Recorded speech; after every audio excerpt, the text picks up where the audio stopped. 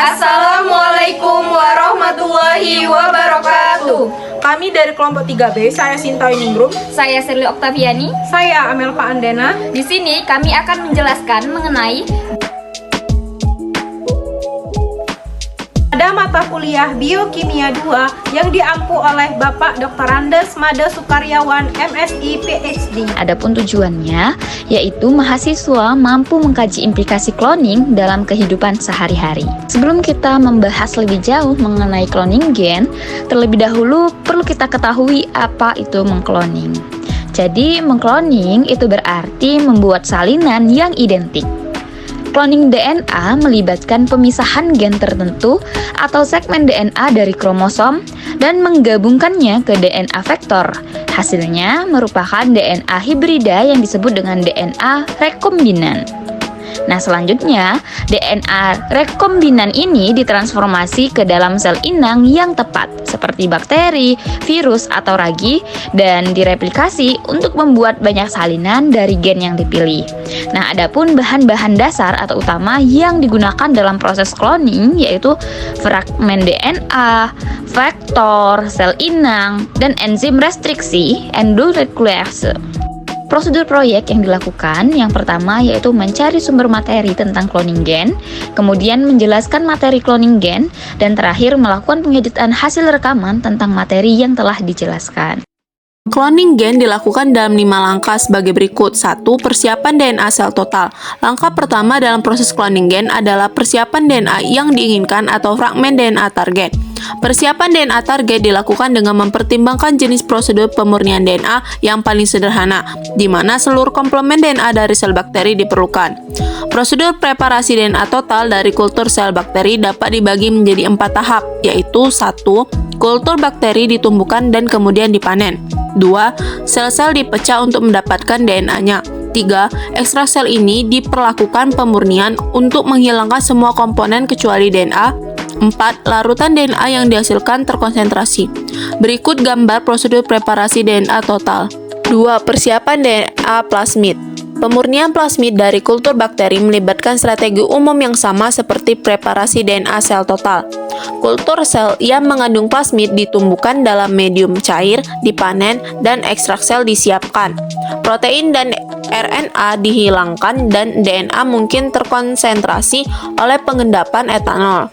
Namun, ada perbedaan penting antara pemurnian plasmid dan persiapan DNA sel total. Dalam preparasi plasmid selalu perlu untuk memisahkan DNA plasmid dari sejumlah besar DNA kromosom bakteri yang juga ada di dalam sel. 3. Pembentukan DNA rekombinan. Setelah sampel DNA murni disiapkan, langkah berikutnya adalah eksperimen cloning gen adalah konstruksi molekul DNA rekombinan. Untuk menghasilkan molekul rekombinan ini, vektor serta DNA yang akan dikloning harus dipotong pada titik-titik tertentu dan kemudian digabungkan bersama secara terkendali. Memotong dan menyambung adalah 2 contoh teknik manipulasi DNA. Berbagai variasinya telah dikembangkan selama beberapa tahun terakhir. 4. Transformasi. Setelah pembuatan DNA rekombinan, langkah selanjutnya dalam eksperimen cloning gen adalah memasukkan molekul-molekul ini ke dalam sel hidup. Transformasi biasanya bakteri yang kemudian tumbuh dan membelah untuk menghasilkan klon. Sebenarnya kata cloning hanya mengacu pada prosedur tahap selanjutnya dan bukan pada konstruksi molekul DNA rekombinan itu sendiri. Berikut gambar transformasi. Yang kelima, seleksi rekombinan. Penyerapan dan retensi plasmid stabil biasanya dideteksi dengan mencari ekspresi gen yang dibawa oleh plasmid, misalnya sel E. coli. Biasanya sensitif terhadap efek penghambatan pertumbuhan antibiotik ampicillin dan tetrasiklin. Namun, sel-sel yang mengandung plasmid yang merupakan salah satu vektor cloning pertama yang dikembangkan pada tahun 1970-an resisten terhadap antibiotik ini. Ini karena PBR322 membawa 2 set agen, satu gen yang mengkode enzim B-laktamase yang mengubah ampicillin menjadi bentuk yang tidak beracun bagi bakteri, dan set kedua gen yang mengkode enzim yang mendetoksifikasi tetrasiklin. Setelah percobaan transformasi dengan PBR322, hanya sel E. coli yang telah mengambil plasmid ampeter-teter dan mampu membentuk koloni pada media agar yang mengandung mengandung ampicillin atau tetrasiklin non-transforman yang masih STTs tidak menghasilkan koloni pada media selektif. Karena itu, transforman dan non-transforman mudah dibedakan. Berikut adalah gambarnya. Secara umum, cloning gen dapat dilihat pada gambar berikut ini. Nah, yang ini merupakan gambar seleksi plasmid rekombinan.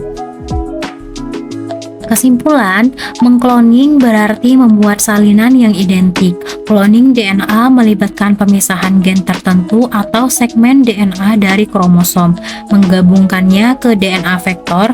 Hasilnya merupakan DNA hibrida yang disebut DNA rekombinan. Bahan-bahan dasar yang digunakan dalam proses cloning yaitu fragmen DNA, vektor, sel inang, dan enzim restriksi endonuklease. Terdapat 5 langkah dalam cloning gen, yaitu persiapan DNA sel total, persiapan DNA plasmid, pembentukan DNA rekombinan, transformasi, dan seleksi rekombinan. Baiklah, itulah penjelasan dari kelompok kami. Semoga bermanfaat. Kami akhiri. Wassalamualaikum warahmatullahi wabarakatuh.